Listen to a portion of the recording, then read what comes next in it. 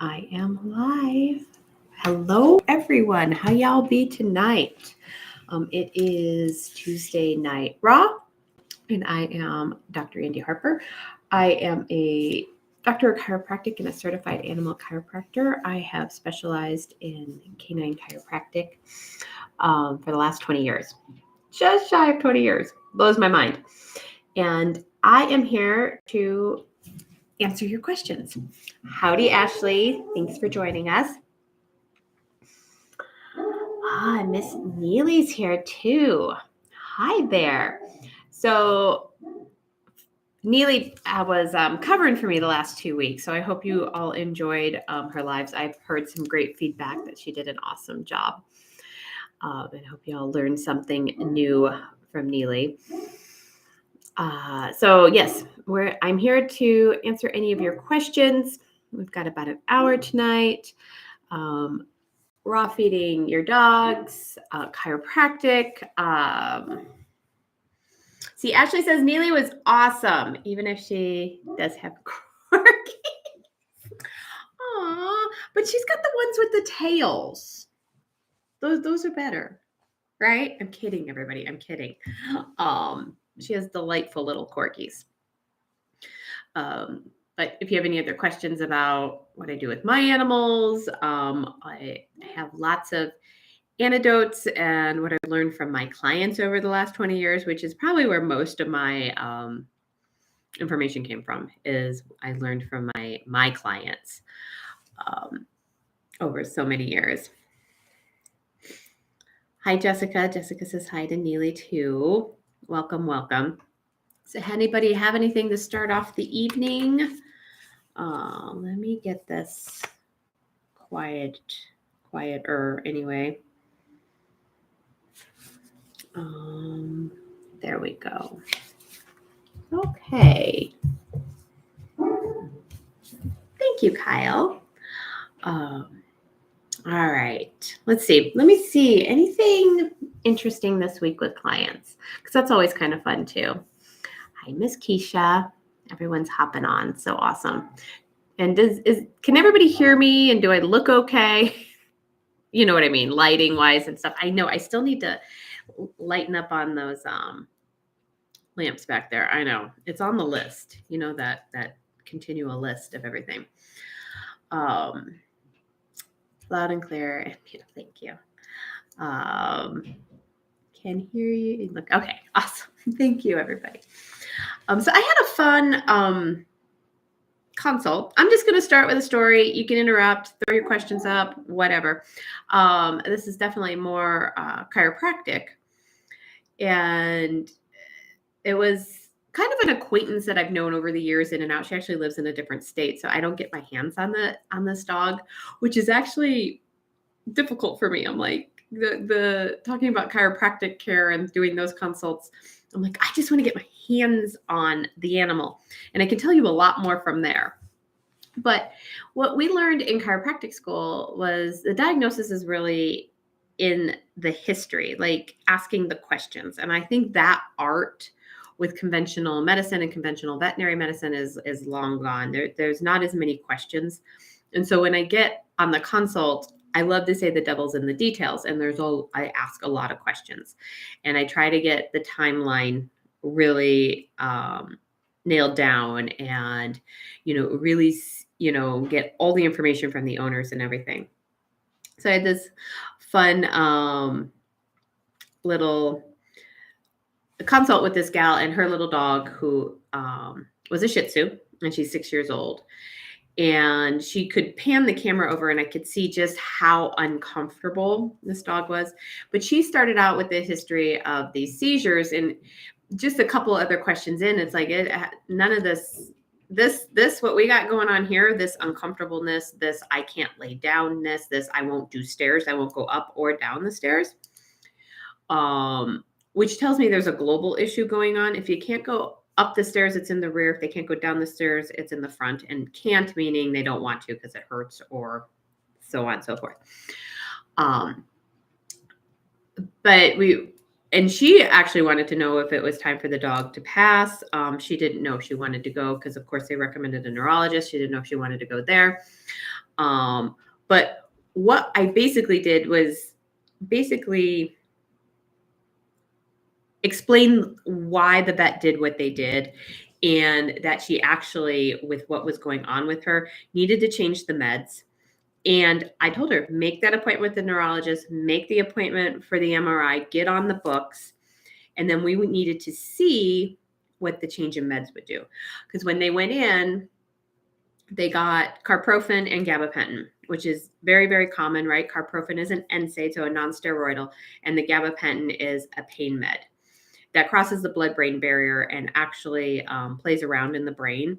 It's one of my least favorite medications out there. And they were actually making her worse. So, and not better. She actually, that was like 3 days ago, and she was actually worse the day we talked.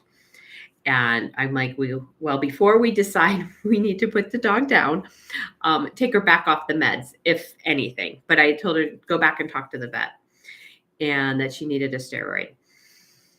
Veterinarians in general are very scared of the steroids. I don't know why. They always go to the non-steroidals, but the steroids are the only, and I only know this much about medications, and I only know, 5 medications they give for pain, and I can't prescribe them. I can't tell people to take their animals off of them.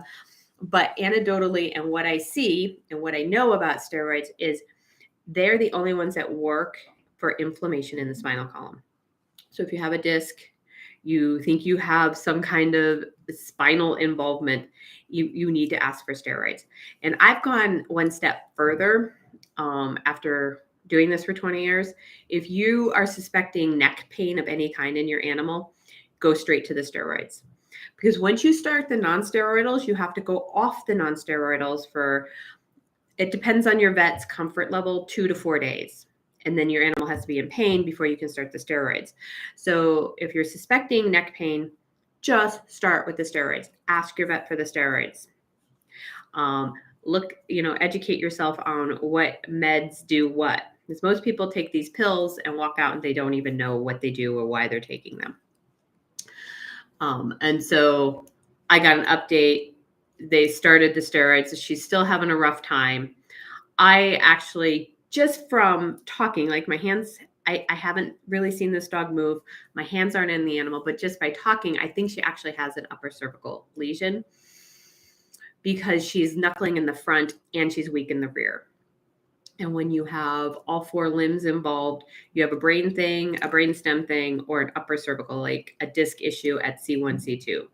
Because that, when you're up that high in the spine, you actually cross all the neurological pathways all the way to the rear.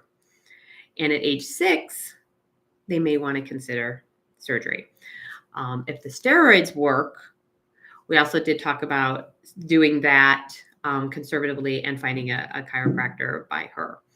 And so it's just some interesting, like, she never transversed any of this, right? Didn't know what these meds did, didn't know what to expect. She just sees her little dog in horrible pain. But at age 6 is a different conversation if this dog was 12 or 13, right? I rarely am a proponent of surgery. Really just depends on each and every dog, activity level, what it is, the owner's, everything. I don't think there's one box for everybody. So maybe you can file that away back in your brain and go from there. But hopefully we'll get Sachi feeling much better here shortly. Okay, so Jessica, so she went to a holistic vet today and she did Reiki on my dog, Jax. I had a Jax. That's the best name ever. And she was touching him and all, but I couldn't tell if she was massaging or adjusting. How can you tell the difference? Well, Reiki is neither massage or adjusting. And to the layperson, I don't know if you necessarily would be able to tell the difference. When I adjust, there is a impulse, and you can tell that, and I kind of line up with maybe just my thumb Whereas when I watch the canine massage therapist that works out of my office, she's kind of rolling and moving and, using, more of her thenar process and all of her fingers and doing that. But Reiki usually is just laying of hands and running, and it's an energy, right? Works great in person and long distance. I took some Reiki classes back in the day. Either way, massage or chiropractic, I don't know if that's a good question. Generally the adjusting will have like an impulse to it, is probably the easiest way to answer that. Hi, Haley. She has a 2-year-old black lab. We do think like rotating hen feet, green lip muscles, bone broth, whole fish to support joint health. Is there anything you'd recommend for a very active, bouncy dog? Sounds great. Whole food products and support the body with body work. And you're doing it. All of that is great. We don't want to, especially at 2, start supplementing with synthetic joint protective. At least my point of view is at age 2, you do not want to start supplementing and actually a synthetic joint protective supplement like glucosamine, chondroitin. We want the body to keep manufacturing all that. We want the body to do everything it needs to do for as long as possible before, because as soon as you start handing it the synthetics, it's going to be like, get lazy on you. And then it's just going to rely on the synthetics. But whole food products, green lip mussels, bone broth, whole fish, the feet, perfect. Keep going and add in the body work. My maintenance for a 2-year-old dog that's having a damn good time and moving great is every season, every quarter. So 4 times a year. Unless you see that big crash at like the dog park and you go, ooh, or, splayed out on all 4 because they slipped on some ice. Even if they get back up and seem fine, it's a great time to bring them in for an adjustment. Are there any more natural treatments other than steroids? Yeah, Kyle, it's a great question. Usually the natural treatments should have been done long before we were in such a state. And, this is not a client of mine. I don't even know what the dog eats. I mean, right? If it's eating kibble, it's inflamed. I don't, I've never had my hands on it. So there's not, steroids are ugly, right? We know they're ugly. They've been ugly for as long as they've been around, which is forever, right? I don't even know when they came on the scene, 40, 50, 60 years ago. Like, we've always had steroids and they're ugly. They pump up the endocrine system, and long-term use can cause a lot of issues. It can cause issues with the thyroid. You lose muscle mass, you lose hair, you get bloated. Dogs get very hungry, they get very thirsty, so do people. These are pretty much similar symptoms in both animals and people.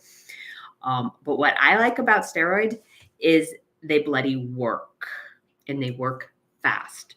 So when you have a dog that you're debating on needing to put down, or surgery, or can't afford surgery is not on the table, and we need to do everything that we can possibly do before we decide we need to put an animal down.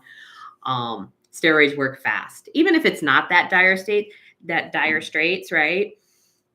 They work so fast, and they're the only things that work in there. And I've worked with vets in the past. I've seen animals on steroids for 3 months to get that inflammation down. And that's what it needs to do, because the longer the inflammation sits in the spinal column, sits on nerves, irritates the whole area, causes a bunch of inflammation in the whole area, you end up with nerve damage and more damage. So the faster you can get the inflammation down, the less damage that is done by the body protecting itself, right? So, and I have not come across anything that works like a steroid in the body, Kyle. I really haven't. God, I would love to find something that would do that. But that's kind of my point of view on it. But it also, if the steroids don't work, then a lot of times I use, not that I'm using them, but what people tell me what's occurring with their animals, like they go on these pills and let's say nothing happens, they're not any better. Okay, let's say they hurt themselves, they go to the vet, um, and the vet diagnoses just by looking at the animal some arthritis. Okay, some joint inflammation. Okay, possibly. And they put them on the NSAIDs. That's very classic. And the dog doesn't get any better. Well, please, you might want to talk to your vet and stop those pills. Like it's not helping. But that also tells me it's a lot more soft tissue, possibly, and a lot more muscle than it is joint. There's always tons of overlap, so don't get caught up on it, but that's kind of where my head goes and how I look at it. So a lot of times these prescription drugs actually give me, as the animal chiropractor, a lot of information on what's going on.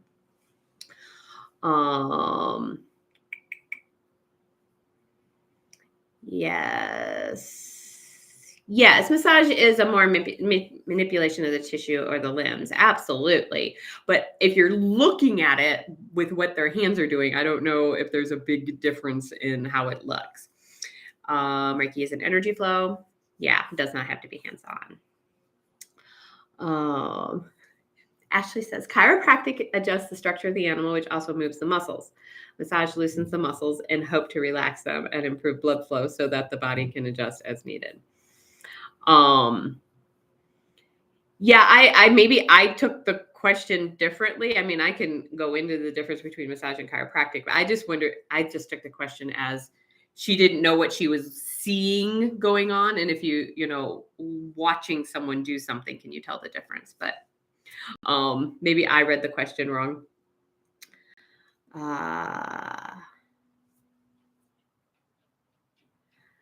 Okay, Jessica says, sorry, I worded that wrong. Familiar with Reiki. Oh, okay.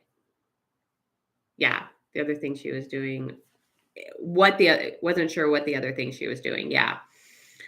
Yeah, I don't know. I think you'll just have to ask her. I don't know. And maybe that's how she does her Reiki. Maybe she was palpating for other things. I don't know. So I think you'll have to ask her. All right. Ashley, you'll have to answer what Fitbaz can do here for Haley. So how we all live in our worlds, like engineers have their lingo and they know all this stuff. And I don't know, like weather forecasters have their lingo. And so the world I live in, massage, chiropractic, Fitbaz, PT, acupuncture, all of this is very regular. Like all my animals get it, all my clients, but out of all of that, a lot of people, when I say Fitbaz, have no idea what I'm talking about, right? I mean, I even had one of my really, really good friends of like 10 years just the other day. I said something about Fitbaz. She's like, what's that? I'm like, where have you been? Like, what are you doing? But, we all have our worlds, right? And Fitbaz is kind of our lingo for exercises using inflatable, and Ashley will probably correct me on some of that over here, so read the chat. The inflatable rectangles or bone-shaped wobble boards, essentially. Like, so when you go for PT and you stand on the wobble board that moves around, or a board that goes like this, or stand on one foot, right? If you stand on one foot, especially if you close your eyes, all your proprioception has to kick in, and that one foot's gonna it's all gonna fire, right? And so we want to fire as many muscles without impact. So Fitbaz it's a company actually that makes all of these inflatable devices and not so inflatable devices that the dogs stand on. And when they stand on it, they're on uneven ground, right? When they're on hard ground, muscles aren't working that hard, especially the smaller supportive muscles. And they're not doing much. When you get on grass, they're doing a little bit more. When you're walking in sand, that changes the game, right? You're walking on gravel, a lot more of, our muscles, like our feet muscles, have to engage, especially if you're barefoot. Same thing happens with the dog. So when you get them on uneven surfaces, even if that's a couch pillow, a piece of foam, all of that, they fire different muscles. They also have to activate their brain. They have to learn a new thing. Like when Ashley comes over, she comes and helps me on Saturdays, and we have purple bone in my office, and if that gets pulled out, my 11-month-old dachshund is standing on it. He's like, I'm on it. What are we doing here? Let's do some stuff. And they'll go from bone to bone, and folks that are certified by FitPaws, and I think there's a couple other certifications out there for these exercises, and you can find rehab vets that also incorporate that into their practice, and they have courses, and there's cavalettis where the poles between two cones, and they have to pick up their feet. Cavalettis, simply cavalettis, which you can actually, can you write that in there? How do you spell cavalettis? Simply make your own cavalettis, which Ashley has done, or buy a set, and even if you're just using the little pole and you have a little dog that needs to pick up their feet, we want to pick up the back feet mostly, sometimes the front, but just the act of actually thinking about it and picking up the feet changes the neurology, helps build muscle. But those back feet in general, I know you see your dogs running around everywhere, right? They're running around. They're running in a dog park. Those back legs are essentially just going along for the ride. Most dogs have no idea they have a back end. I know some agility dogs actually have to be taught they have a back end. They have to go and do some of these FitPaws. And so they realize when they back up, they've got back legs, and they lose that proprioception with age. But most of the time on regular surface, those back legs are just going along for the ride. And so a lot of dogs come 8, 9, 10, right? They're not picking up those back feet. You hear a little scrape on those nails. Cavalettis, super easy, inexpensive. You have your dog go over them back and forth a few times a week. Is amazing how little these animals need to really build some muscle and change their neurology and how they move. Yeah. There you go. Ashley defined that for me a little bit better. I didn't even have to pull it out. He climbed it. Yeah, it was under the table. He just got on it because Ashley's there. And she does more with the FitPaws than I do with my kids. I'm definitely not a dog trainer, I know the concept, but actually instructing my dogs to do it, I'm not very good at.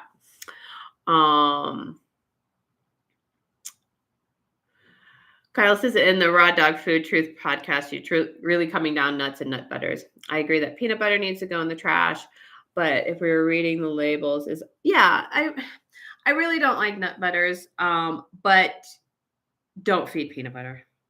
Period. Nobody should eat peanut butter.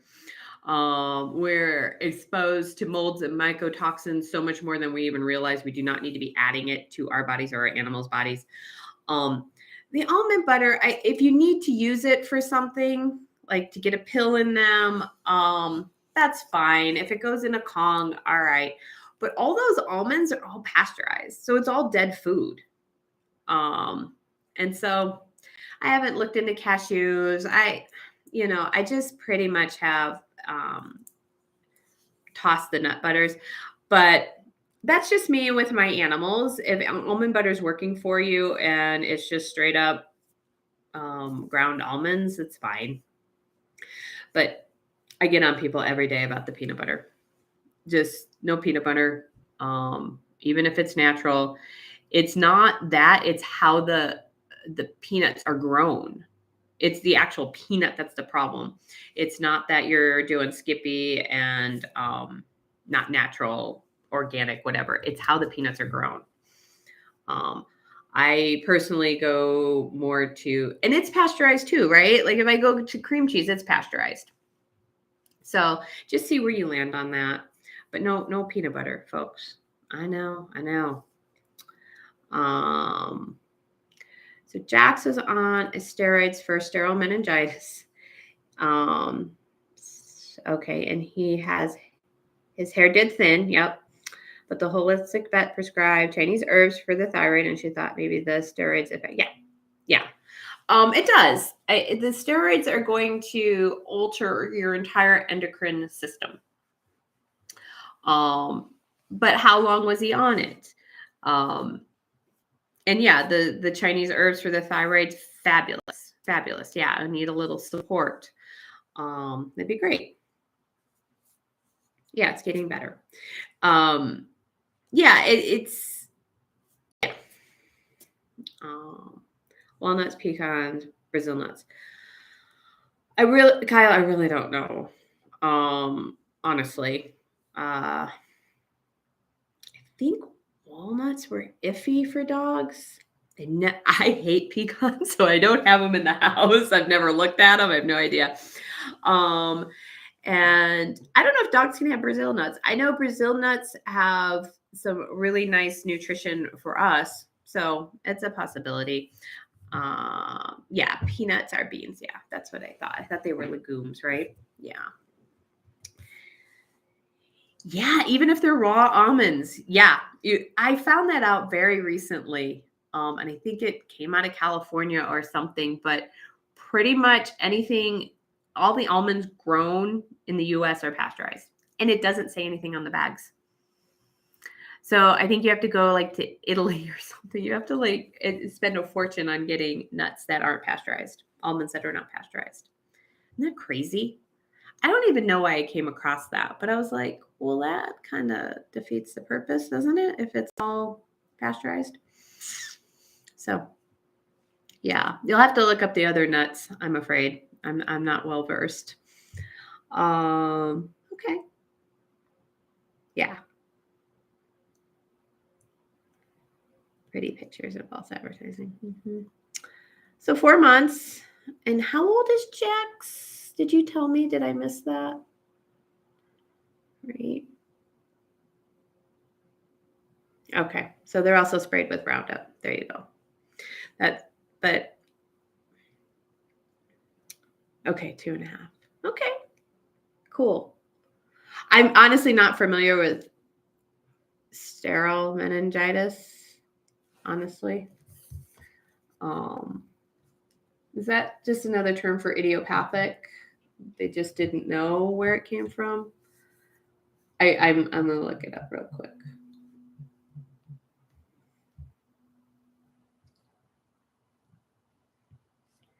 Yeah, so 4 months, 2.5.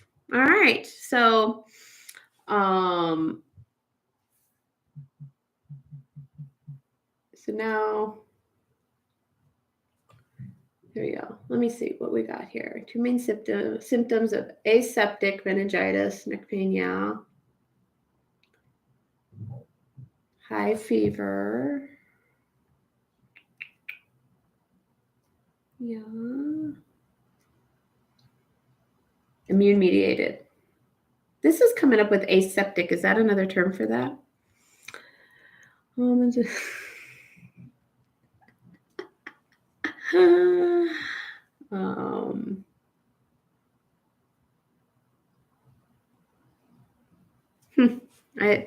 Google's not liking that term.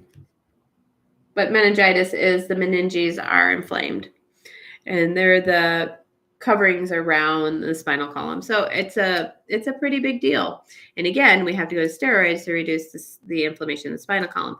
Now we're feeling better, right? And you have a holistic vet on your team. Now what do we do to keep them feeling good, right? Keep that immune system in tip-top shape. You're here, so I'm going to assume you're already raw feeding. That's going to be huge. Chinese herbs when you need them. And, we most likely, no more vaccinations, no more heart guard, no more, all the pro-inflammatory pharmaceuticals out there, the best you can. See, I didn't know Neely loved kitties. Or are we being facetious? I don't know. I'm not in on the inside joke.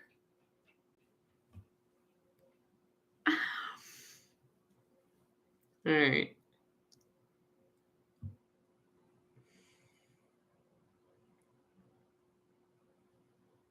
Okay, they're being facetious. Thank you. I would never have pegged Neely for a cat person, so I was gonna be a little surprised there. So that's awesome. Great. Yeah, what isn't? The Roundup is so prolific. Even our organic stuff. Um, yeah, it's sprayed on everything. It's hard, right? It's so hard. I saw some report, I don't know, maybe it's been a year, on how garbanzo beans are one of the highest glyphosated products out there, even your organic stuff. And so kind of like Kyle, there went the hummus. literally just chuck the hummus, like no more hummus. And so beans, legumes are highly affected. Even if maybe they're not sprayed directly, but they're highly affected. So that always makes me wonder about all the grain-free kibble, right? Because most of those, if it's not potatoes, it's beans and legumes. Yeah, strawberries are bad. Strawberries are bad on a lot of levels. They just don't have the protective coating, right? And so if you're doing grain-free kibble, which of course we don't recommend, and they throw them in uncooked, right? They're full of anti-nutrients anyway. I mean, who hasn't eaten a bunch of beans and gotten a bunch of gas, right? Our bodies don't like it. Kyle's like, garbage days tomorrow, keep it coming. Right? And so they throw them in raw. They grind them all up. They're heated to hell, right? And they're so heavily glyphosated, Roundup, right? That it does wonder, what is there, what are these canine bodies doing with that or not doing with it? It's not really a surprise on how sick our animals are. Us people are so sick. Metal accumulators too. I mean, I don't do legumes anymore either. I mean, yeah. Well, the pressure cooking will definitely help with the anti-nutrients, but I don't think it gets rid of glyphosate or metal. They're easier to digest, but they're still carrying a lot of toxins. Would be my no. Well, is he pressure cooking them for himself or for the animals?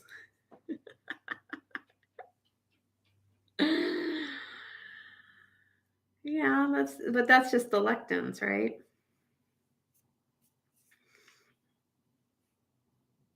They're solid starch.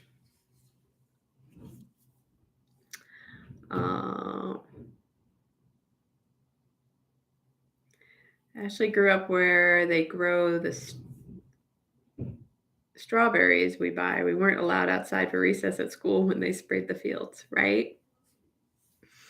Well, we had to go inside when the planes would go over because they were spraying for mosquitoes back in Illinois when I was little. Score! Human consumption. That's why you got to ask these questions. You can have the starch, Kyle.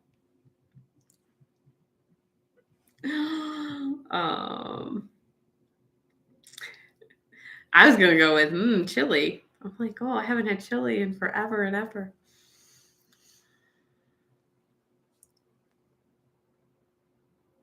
Oh, you're one of those. Really, Neely? Really? Of course chili has beans. Come on. Um, Keisha says if she recalls correctly, a number of peas and beans were planted to detox the soil and like pull the toxicity from the soil. So it is very interesting that we added them to our diets. And Keisha's making chili right now. We get chili on the brain with beans. Okay, so where does this chili without beans come from? That's just like meat. That's like not chili. From Texas? Oh, come on. Keisha's from Texas. She's making chili with beans. Barbecue is beef, not pork. Are you kidding me? You're crazy. Crazy. Craziness. Spaghetti sauce. Nope. That's funny. Jessica has a couple of we're going to move away from the chili conversation. I have a couple of friends that their dogs got ACL surgery. Yes. ACL surgery. After they heal. furbabies, yeah. So currently, and I agree with this from Dr. Frick, that the main reason we see so many ACL tears is poor nutrition, i.e. kibble, and early spay neuter. So those are the two things. So if you go and get surgery, what most vets tell you is the other knee is going to go in about a year, right? Because they don't change the nutrition. Okay. After the surgery, the fortune's in the follow-up, meaning PT, fit pause, strengthening that leg. But now you have a bionic knee and you have a regular knee. And if you don't change the nutrition, that other knee most likely will go. All right. So if your friends are still feeding kibble, they need to get off the kibble. They need to do a species appropriate raw meat diet. They need to add in the organs. They need to up the nutrition and do the rehab.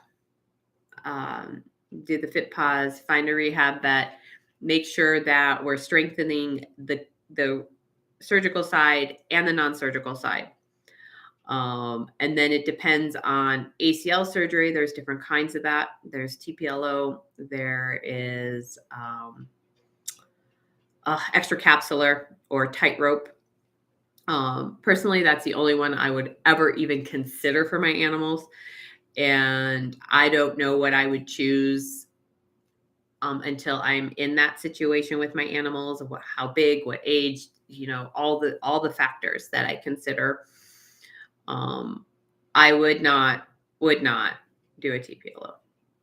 I would leave the state if I needed to get that other surgery. That's how much I dislike pounding in plates into bones. And I guess that surgery is very popular here in the Denver area, and it's not as popular in other places. I don't know. That may have shifted over the years. So yeah, change the nutrition, do the rehab. And if they're still having problems and it's just not right, they can have the vet check for infection. And those plates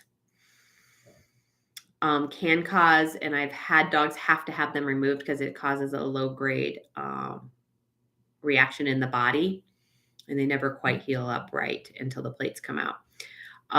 My point of view is those plates should always come out. Usually after a year, the body is all scarred up and stabilized again, and the plates can come out. That the surgery, any surgery is trauma to the body. Just keep that in mind. It's a trauma to the body, and it should be treated as such. Most people go into surgeries going, hey, this is going to fix everything and it's just going to be wonderful. And a lot of times that is, but you you need to remember there is still a trauma. And when they're pounding in plates into these bones, it's a trauma to the bone. And so there's a higher incidence, and I don't have the numbers in front of me, of bone cancer, osteosarcoma in the bones that have the TPLO. So getting the plates out can help that. Collagen, lots and lots of collagen, chicken feet. Yeah. All the stuff that I think you listed that you're already doing with your dog. The green lip muscles, the feet, all of those. All those to support the joints, increase the nutrition.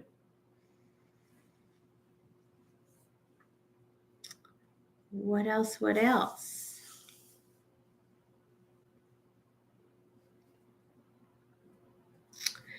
It's very hard to talk about diet. Mm-hmm. It is, especially your friends, your family. Family's even worse, right? Yeah. So if you can find a podcast that you really like, one of one of Dee Dee's, another one out there talking about it, that's about feeding raw, or this is what I've been doing, or whatever. But if you have like third party validation, so much easier. If you can get them to listen to a podcast, that you get them here. Maybe not tonight when we're talking about chili, but you know what I mean? Like the third party validation, but it's really hard. And it's really hard because so many people are so invested in their veterinarians being, they're so invested in their veterinarians being correct and accurate about nutrition. And unfortunately, there is nothing farther from the truth. And it's the same with our medical doctors. I was listening to something, and it makes sense when somebody said it out loud, is so many years ago, they don't teach doctors nutrition. They formed nutritionists. They were to handle the nutrition. So the doctors didn't have to. So medical doctors don't get anything. And the nutritionists are taught by the same pragmatic convention narrative that the doctors are. It's controlled by big food and big pharma.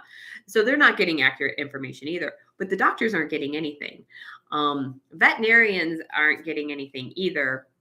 But they don't even have like nutrition. Well, their nutritionists, honestly, is, your big dog food companies, because those reps come in, tell them what foods to give for what problem, and there's their nutritionists. They don't have to worry about it, right? That's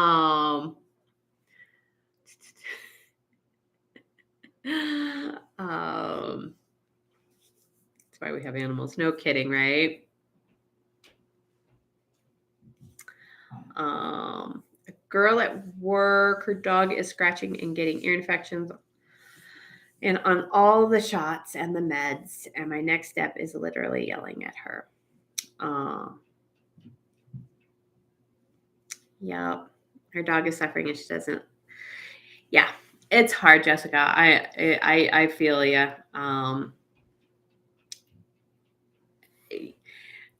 So many people are just so stuck in the model, right? They're doing all these meds, they're doing all the correct and things that the vet says they need to do for this. And I do find it fascinating when they're doing all that and it's not working and they're still continuing down that road. Pick a different road, right?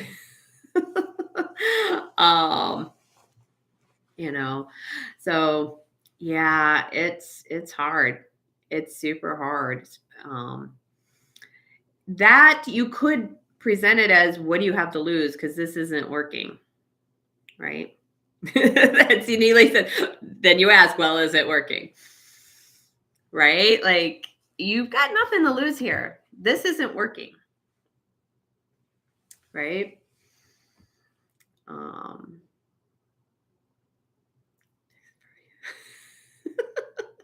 Okay, so now Texas has been split, right? There's Central Texas, East, West Texas. But it is hard to get people to look outside their boxes. And it is funny that they're comfortable in their boxes even when they're boxes crumbling around them. Yes, Torch has started goat's milk. Thank you for asking, Ashley. I think everybody's familiar with my little 11-month-old dachshund, Torchy. He's got, if you want to give it a word, he's got EPI, he's got pancreatic insufficiency, he's got some digestive issues. My target is he'll grow out of it. We're going to support him with whole food and digestive enzymes, and he's just going to grow out of it. That's my target. And Ashley was talking about her little dog, Addie, and she started some goat's milk. It was really helping. And I'm like, oh my God, I'm such a bad mother. I've always done goat's milk with my standard poodle because he's just a skinny mini and he could use the calories and he always just did really well on it. And so everybody was getting goat's milk intermittently, but him and Torch were getting it a lot. And I ran out. Actually, a jar of it broke. And so I ran out much sooner than I thought. He went on his vacation. I went on vacation and I forgot he was actually doing so much better on goat's milk. So I got Answer's goat's milk, put it in his food yesterday, and he was like so much better. So like that day. So don't forget the goat's milk, fermented goat's milk. So yeah, it's helping a lot. So thank you, Ashley. Yeah. Oh my God. I wasn't going to bring that up, Ashley. Okay. So I don't know. I was leaving for vacation, and as our really real children and our animals go, somebody's got to like get hurt, get sick, do something. And I'm packing, I'm headed out on a red-eye flight. And Ashley was in the office with me the day before Saturday doing Fit Paws. And with Fit Paws, there's lots of cookies. So this is no way an issue with Ashley at all. That was just what you do. And so he had lots of treats, and it was Saturday, and I think they went for walks and they did all this. Well, later that evening, I handed him, everybody got a piece of trachea, and he got like a strip of trachea, just a strip. And okay, and we went to bed.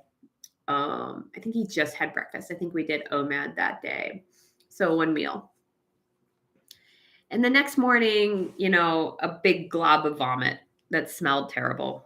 Okay, clean that up. I'm trying to pack. I'm trying to get out. Of course, he's making a mess, whatever. Then comes lunchtime, he pukes again. Then later afternoon, there's more puke. But by the time Ashley's coming over because she's watching my animals and I need to leave, he is just vomiting. I'm like, so much vomit coming out of this little dog. He's like 10 pounds, right? So, and it smells so bad. Like, so bad. He stinks. You can tell it's kind of coming out of his pores. The poor guy just, crashing. I'm like, oh my God, can I leave? Should I cancel my trip? What's going on? Ashley comes over. I'm cleaning puke. There's more puke coming out of him. She's being a good sport, but it is rank. He's not acting like himself, and he had kind of started that all afternoon, but I was busy, doing things and getting set. And then he didn't even greet her, didn't even like jump up to see her. So I was like, oh God, well, what am I going to do here? And I went to Adored's Beast Go-To. I think it's called Go-To. It's their homeopathic mixture of arnica and aconite, and just start pounding him with it every 5 minutes.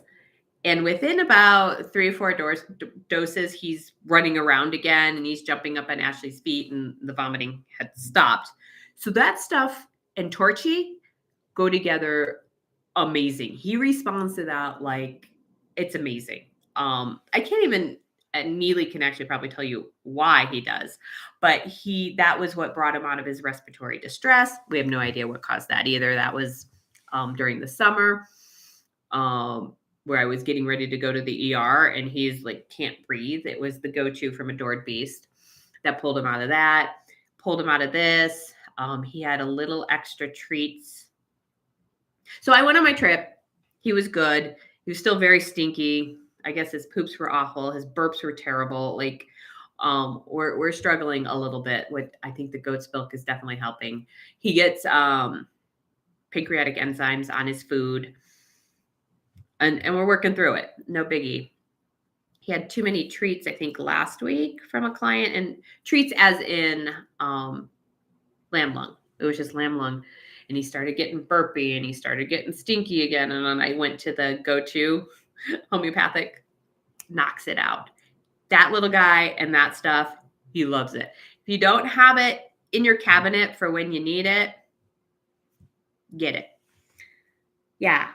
Yeah. Sudden onset anything. I think that's amazing. Aconite. Sudden onset anything. And that's all I knew too, right? In Arnica, trauma. So onset of anything, like literally like GI stuff, respiratory stuff. When it comes to torch, it's amazing. Food poisoning. So the Adored Beast, you can also buy these individually. I think both Aconite and Arnica are at our Vitamin Cottage, which is our natural grocers or whatever. Is the go-to okay for cats too? I would say yes. Does Neely have any other information? I believe the homeopathics are fine for all critters, right? Humans, cats, dogs. I haven't heard or read anything different. Neely just finished a course on homeopathy, so she's my go-to girl on that one. But an amazing little product. Yeah, but the go-to is higher potency. Yes, for cats. Yeah. Cool. Plants too. There you go.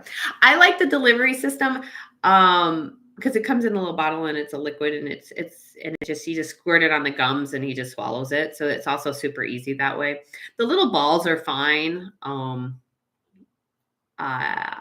He'll most of my animals will eat those without any problem or just in a little cream cheese away from big meals if you're doing homeopathy. Oh, okay. Keisha wants to report. This is awesome. She's happy to report her feline guys are appearing to be doing well on Adored Beast Felix's Flora. Awesome. So that was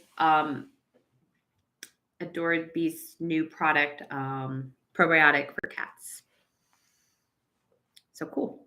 I have not tried it.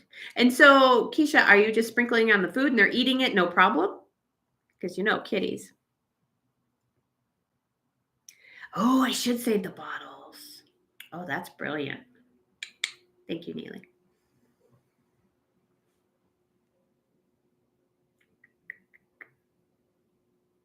So cool. So yeah, if you don't have the go-to in your cabinet, grab some go-to. You can order that with your next raw dog food order on Raw Dog Food and Company. You can put it on there and they'll put it in with your meat. How's it get even easier than that?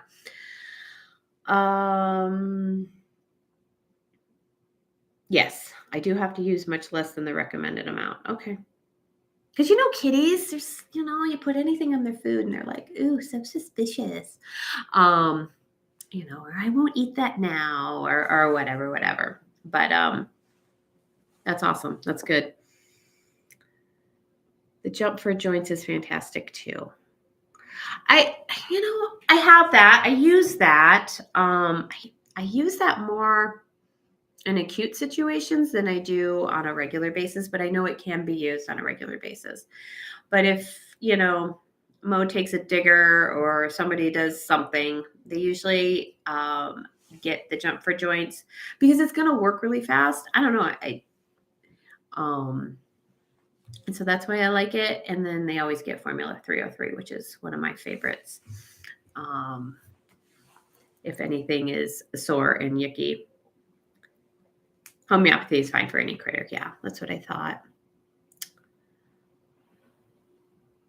There was a cat on that. Okay. There you go. Oh, the jump for joints. So Neely says sometimes she can't get out of bed without it. the jump for joints.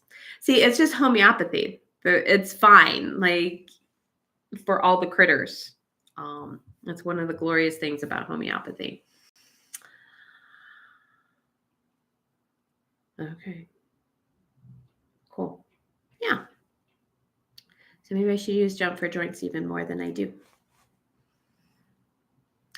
I personally don't do a lot of joint protective supplements. I kind of rotate. Right now, we're rotating through a bottle of Ligaplex 2 from Standard Process. And then we'll take a break. But I do a lot of whole food. We do a lot of bone broth. We do, all the things that Jessica listed earlier, green lip mussels, green eggs, all that jazz. So,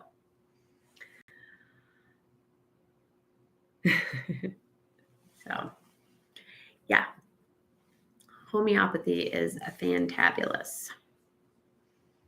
All right. Any last things we need to go over?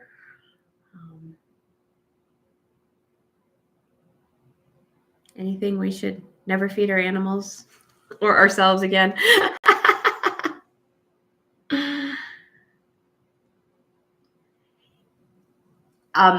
Kyle said, would feeding torch a hormone supplement with pancreas in it, like from ancestral supplements, grass-fed organ supplements, be good for him? Absolutely. Absolutely. I order from them. I have not gotten him that.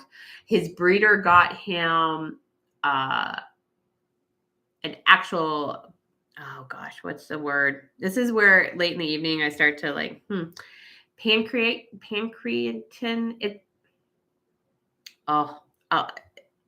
It's actually enzymes from the pancreas. But I think once we're done with that, I think that would be great, right? Like you said earlier, like treating like, right? Yeah. And I love their products. There's nothing else in there, right? So that might be a transition point. So yes, thank you, Kyle. Is it pancreatin? Yeah. Yeah. Thank you, Keisha. Yeah. And my understanding is that the enzymes that's working really well right now is not plant-based. And so we want the pancreas to start to kick in, right? So I don't want to do too much of it. Right now he requires it. And so we're doing it. And I will probably stop at some point and see what happens, or I will go to an ancestral supplement of the pancreas to help support it without it taking over the enzyme production, because we want the pancreas to kick in. And if we just keep putting on the enzymes, it's not going to have to work. But right now it really needs some help. And this is just how I look at things with my own animals and clients. This is kind of just, and this is how I'll even explain it to some clients. This is what's going through my head. These are the questions. This is how I'm looking at it right now. And I'm willing to change and shift as we need to. But I will, and then maybe we go to plant-based enzymes to keep that support going, but not completely taking over for the organ, because I do want the organ to start kicking in. So Keisha asked me the other day actually about him, and he's purebred dog, right? And his breeder has never had a dog that did this. I haven't talked to her about this, but my suspicion is, because I'm a suspicious folk, is he came to me at 3 months. He was 12, if not 13 weeks old when he came to me. And I don't know all the vaccines that he got, but he had gotten his last round with her, I think a couple weeks before that, or maybe the week before. And he came to me with a rash on his stomach and his ears blew up. And now this. So like I said, me just looking at it at my animal, it would not surprise me as this is a vaccination reaction. Since she has none of this in her lines, she's never dealt with it before, and it was just him, and he had no symptoms when he was there with her. No way to prove it. And we will be not doing any more of those things with him. Neely says 100%. What is the pancreas not doing? Secreting hormones. Yeah, the pancreas does a lot. And it's mainly it's late in the night here, Kyle.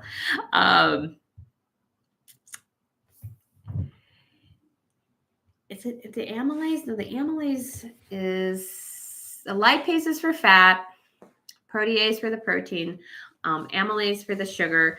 So which enzyme is not working? It's debatable. He was also on, let's back it up. Let's just go through what I've been doing and take a look at it. He was on betaine HCl and a bunch of plant enzymes. That helped a little bit, but it wasn't until I added in the pancreatin that it really, really helped. And so my assumption is that the pancreas is not pumping out what it needs to do to help with the digestion. It does pump out insulin. It does so many things that I really should know this better than I do. So I apologize for that. But yeah, it's not pumping out the enzymes. Now, what are those enzymes related to? And I'm glad you asked that question, because that's what I was like, okay, so what maybe vitamins and minerals do we need to look at to help support his whole digestive system, really? I mean, we can't really even say it's just the pancreas. He probably has low acid in his stomach. Maybe the too much is getting into the small intestine and we have leaky gut. I mean, we can have a whole combination of all of this going on. But right now that pancreatin is helping the most. He's not diabetic. So that pancreas is still pumping out all the insulin. He really crashed on his trip. So, cortisol's involved. Like it's quite complicated. And I really should sit down and do some more actual research on it. Bye, Neely. Love you. Thank you, babe. So yeah, it's basically a digestive enzyme issue. I don't know if that helped at all. All right, my friends. So that's what I have for today. And I will be back next Tuesday here on Dr. Andy's World on YouTube. If you haven't and you don't mind, we've got to feed the beast and like up the stream. That would be great. I'll be back next Tuesday, whatever day. Oh, it's the 22nd, 2 days before Thanksgiving, 6 p.m. Mountain Standard Time, Denver time. Would love to see you all again. Invite your friends, and let's get some of this other information out into the world. Thank you so much. So grateful for all of you tonight. Have a good one. Bye-bye.